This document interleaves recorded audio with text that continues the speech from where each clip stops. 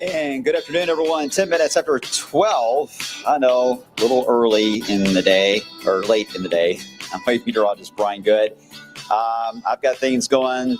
Had things this morning. I will tomorrow as well. So more than likely, some of these blogs may be delayed for the midday portion. That won't be the norm, but there will be a few cases like this. Not just this week, but in general for the winter season. Just want you guys to be alarmed. If you don't see me by the midday period, then more than likely there won't be one, or I'm not even here, which I really hope is the case in many of those times, especially if it's not snowing. All right, I hope you guys are doing well. I'm with meteorologist Brian Good. All right, I saw your comments. I wanted to go back to Carrie's comment. And if you're watching right now on our streaming devices, you're not able to see the comments, so I apologize. But I'll read to you that Carrie's on YouTube talking about making a weather feed only on YouTube because too many alerts are coming out for other issues, which that is a shared account for all the news headlines and weather mixed in for YouTube. I get that. I'm actually running into a similar setup right now that I'm trying to figure out on how to make sure that our blog videos and our weather alerts are going to the places you guys need them to be. I was just checking Twitch. Does anyone have Twitch? Type 1 if you got Twitch. It's live on there on Twitch. I just checked. It is working there. It is working on YouTube. It's just kind of mixed into everything. So let me work on that and see if I can get to where we may have some specifics on categories, but more than likely it may be a setting that you guys may have to change on your end to only get alerts for certain things. And I'll try to get those answers for you. All right, Carrie, I hope that's fair enough. Okay, so we do have a lot to talk about. I'm going to try to get to as much as I can in a short amount of time because it is a busy part of the day and you guys are busy, right?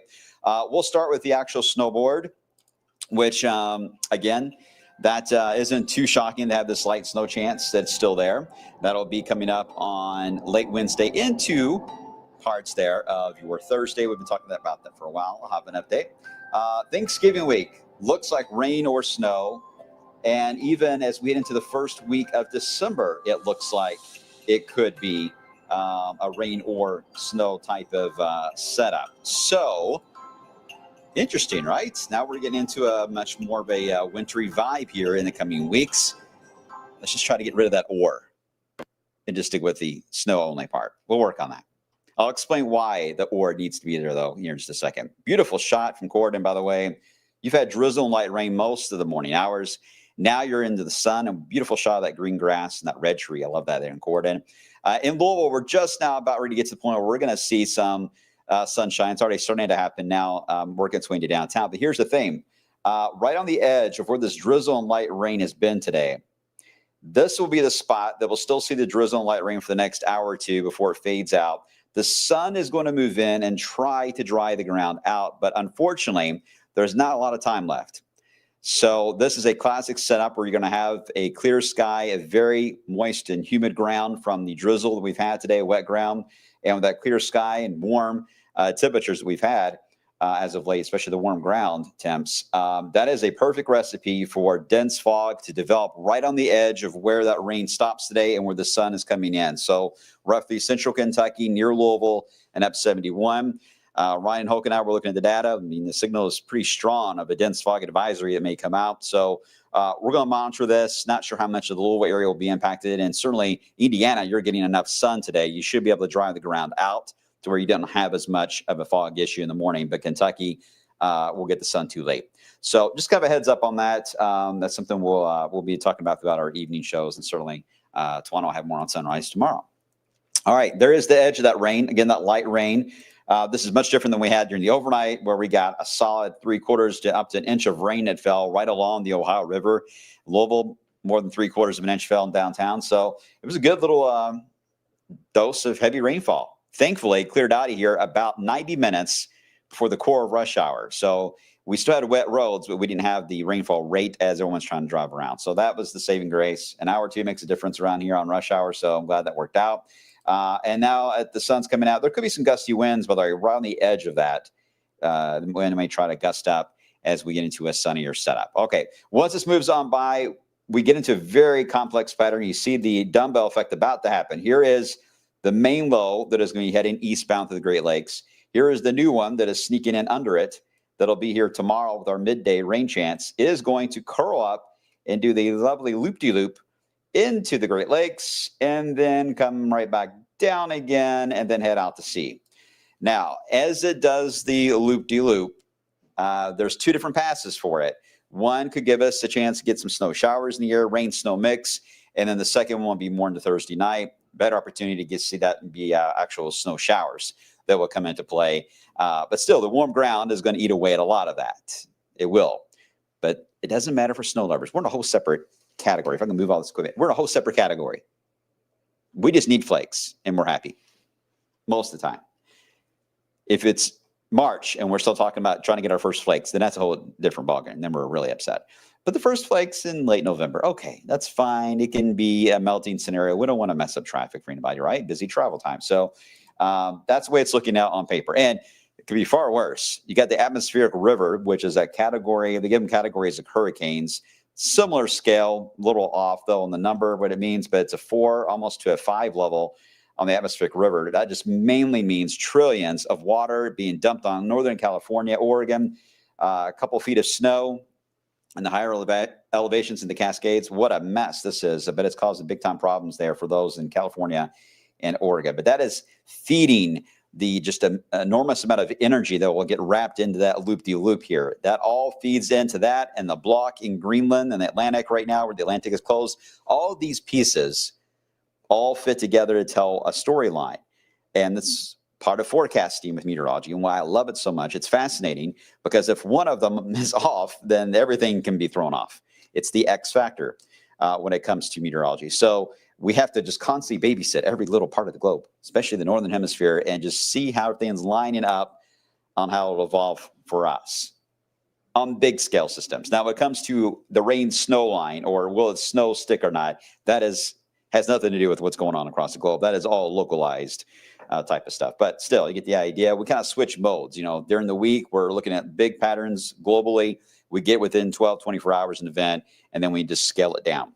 And that's what we do with every one of them. And that's how we'll do with Thursday as well. But you don't have to wait till then. I'll give you at least some idea of a snapshot of what this will look like. Here it is for tomorrow morning. Again, fog early in the day. Now, here's the thing. The model does tend to read fog as drizzle. So it adds in these green specks. And the thing is, you can still get droplets on your windshield. And you have to use the wipers because you're driving through a cloud. So it makes sense you're going to have water droplets. All right. So anyway, just one of these mentioned. That's why it's there. All right. We get into the midday period before we even get to this point in the day tomorrow. So it'll be at 10, 11 o'clock. Only about an hour of your day. That's all we're talking about for just a quick window of showers. Indiana, chances higher than Kentucky. Quick little wave of showers, moves in, moves out. But what you can't see on this is there will be quite a bit of wind as that passes by and we go into sunshine. That wind is going to get up there, 35, maybe close to 40 miles per hour in a few isolated cases, depending on how much sun and mixing we get going here. But it is going to be a windy and chilly too, only in the 50s. But it will not feel like it, even with full sun tomorrow afternoon. It is going to feel much cooler. I would say roughly about 39 or 40 all afternoon. So you'll need even the winter coat tomorrow. Then we get into late tomorrow night into Thursday. Now we're done with the first little loop-de-loop feature, if you will, that's coming in. This is looking to be more of a rain, sleet, snow showery type of setup, a lot of wind. And even if it was just plain snow, to be honest with you guys, I don't know if you'd really be able to keep up with the flakes because they're going to be moving so fast. They're going to be mainly horizontal much of the day, which also means it's going to be really tough to get any kind of accumulation. Even if we were colder, that would be tough. These would be the snow showers in January that you would see the snow kind of just move on the ground, the concrete kind of drifts along like sand. You guys know what I'm talking about. You get that on Arctic days in snow showers like this. In this case, we're warm. We're not Arctic. So they will fly by or melt on contact. But still pretty. But no doubt, that's not what everyone's going to be talking about. Everyone's going to be talking about how strong the wind is and how cold it is because the wind chill will stay below freezing all day on Thursday. The wind chill. Not the actual temperature of the wind chill. So get the winter coat ready for that. Then we get into the most interesting part, and that is Thursday night. That is when the final piece, the backside of the loop-de-loop, finally comes on by. This is when snow showers will be breaking out, moving across Indiana, heading south. And look at the time, 4:35 in the afternoon. All right, we're heading into the darkness of night. Okay, we're looking good. Good on timing. You want a nocturnal event. Ground temps, okay, in the 50s right now is our soil temperature, about 55. So that will eat away at a lot of this. But the air temperature still is going to be able to cool down to about 32 in some spots, especially in the higher elevations. But bridges, overpasses, those are the spots you got to watch for a slick spot or two. Otherwise, it's just wet roads. That's it. All right. So if you're worried about driving through ice Thursday morning, let me put your mind at ease. This is not an icy scenario at all. But I can't rule out bridges and overpasses getting a light little coating of snow on them. That's possible because they have no dirt under them. So anything that doesn't have a dirt under it and you're driving over it, it can get down to what the air temperature is in the lower 30s. If it's got dirt under it, that ground soil is likely going to keep the numbers up. So, based on if you've been here for a while, in these scenarios that are very marginal, if you typically do see snow on your roof or the grass or the car top, or does it always just end up being plain wet? It depends really if you're in the metro or not, to be honest with you. But in these scenarios, what likely a scenario, and that's basically what you can expect on this one on Thursday. This was actually a fairly familiar type of system as far as the impacts and the borderline temperatures, normal from late November. But it will be some festive flakes, no doubt. Anchor down the holiday decor, though, because it is going to be a windy night. That snow shower activity will continue all the way through at least about sunrise on Friday, and that's done. It's still going to be cold and windy on Friday, but to get much other than a flurry or two that may try to form, or even a sprinkle on Friday is going to be tough. All right, looking at the different computer modeling projections. Oh boy, we don't show this on TV, so you only get to see it on the blogs, right? So here is the NAM. Barely anything around our area, a little higher to the north and west. Here is the graph model or in-house model you just saw, the one you saw, a little more elevation based. It seems like it's picking up on those pockets where elevation can matter on getting up to maybe a little more than a half inch or so on grassy areas. A lot of us will be barely anything. It'll be in clumps and corners of the yard and a little bit on your car in the mirror section, to be very specific. It's going to be very clumpy and sporadic. It's not anything major. Okay, but anyway, that's the graph model. The herd cannot see this yet, so that's important. This is a high-res model. we need to see what it is able to view on this one, and we are 24 hours away from that. Here's the GFS, similar idea, more east than west. Euro, similar idea. You see the theme is about the same on all of them. That curl, the loop-de-loop, it's just got a little more energy with it, a little more moisture with it, and a little bit colder as it curls around Cincinnati and hits East Kentucky. We're just right on the edge of that drop down that happens, but at least it could be worse. It could be completely missed, which I guess is possible, but unlikely. I think we'll get some impacts as it moves on by. Looking at the modeling, let me go full screen on this because I'll show you guys this a lot on the, we'll call the matrix for snow from the Euro.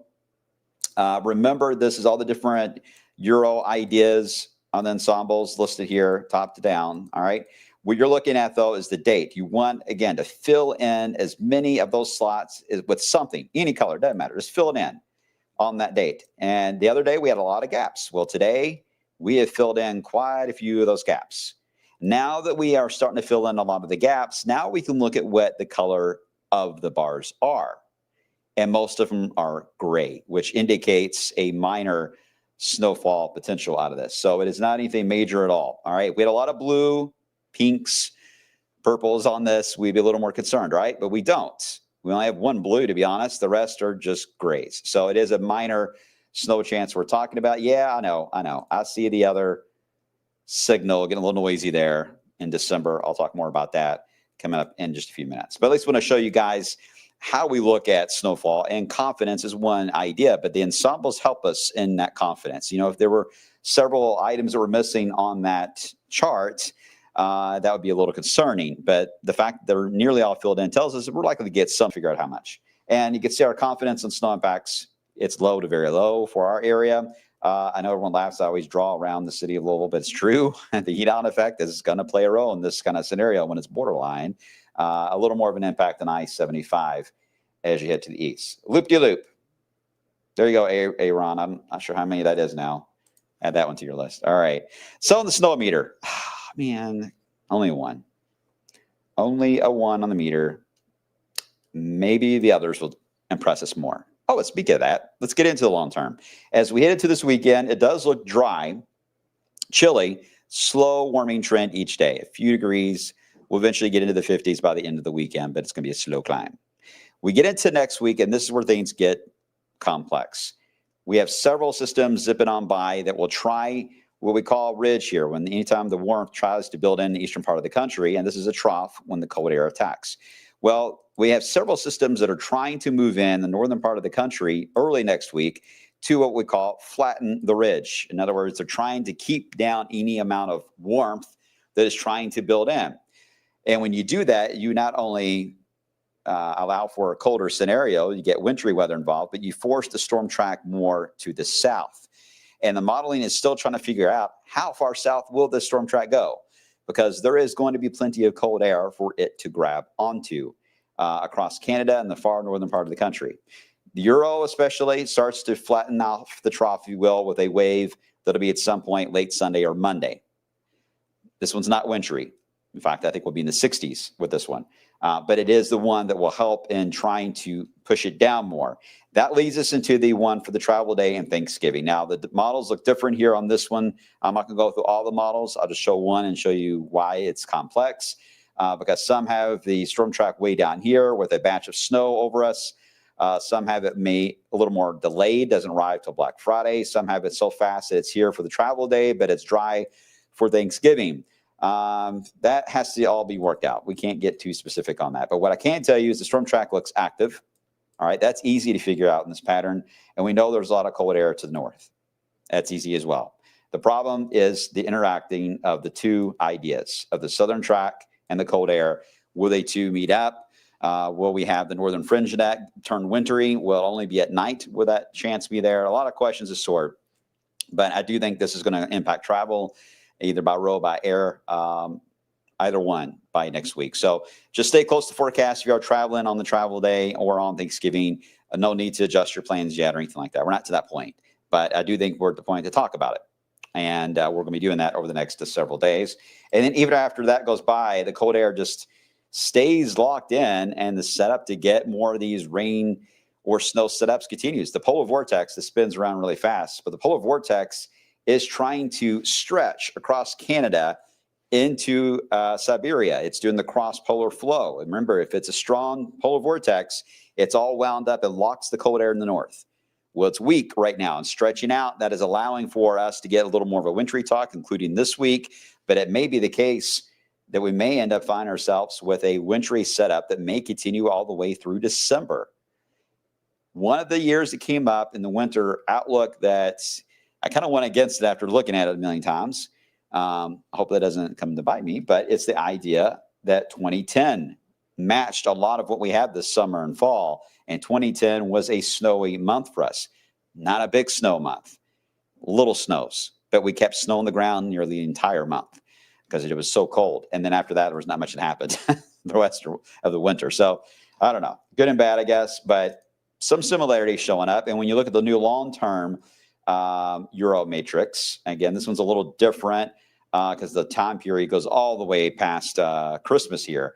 But notice it does get noisy. I mean, this is probably the most busy looking Euro ensembles for snow in the month of December that I've seen in a while. Usually it shows up the very end of the month in January. Usually it's delayed till January. This is the earliest I've seen this signal though. So I don't know. Do we want to put our eggs in one basket and get it all done here through December, or do we want to stretch it out through all the summer? Hey, Ron, I know your answer on that one. So we'll see how it trends. Okay, let me bring up the 10-day real quick, and then I'll get to some of your questions. I see you got several here. So let me bring that on up here. And I'll explain it here in just a second. All right, Cameron, let's see what your question here. So the GFS, what needs to happen to bring in colder air, blast of air to make this all snow event? I'm assuming you mean the one for the end of the week. The end of the week, it would just literally be slowing down a bit, but unfortunately that low after the loopy-loop is in a hurry to get out of here. So it's residence time. It's at least giving us something because it's arriving at night. If this was a daytime event of that second piece of the loop-de-loop, it would be rain, and we wouldn't be talking about it.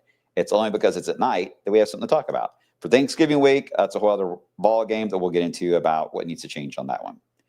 Adam, wow, bots in December, yeah. Isn't that exciting? We had a white Christmas in 2010. Yes. Driving downtown the snow on Christmas Eve. You're right. So there are a lot of similarities, and it's one of the reasons why some of us, I think Ryan is the earliest on snow, December 9th for first 1 inch. I think me, Kevin, and Twan are all around the Christmas period because of a lot of 2010 similarities. And then I think Carson is January. So we'll see how we all fit together on that one the next few weeks there. How many is it, Aaron? 1,218. All right. Fair enough. That sounds about right. All right. One more question that I got to run. Would it be a good idea to cut my grass? It's pretty tall, but I don't want to kill it. There's mixed feelings on this. Some of you may be green thumbs that have a better opinion. We haven't had a hard freeze yet. We've had some frost, but we really haven't had a hard freeze. So I think it's okay to cut it. I just would cut it tall. Don't cut it short. Raise your blade up on it. And I think it'd be good to do that. And even mulch the leaves a little bit too while you're doing that at the same time. It's good. You don't want those leaves sitting on the grass all winter long. That actually can cause problems and mold and kill it too. So definitely mulch it, but definitely raise the blades up on it.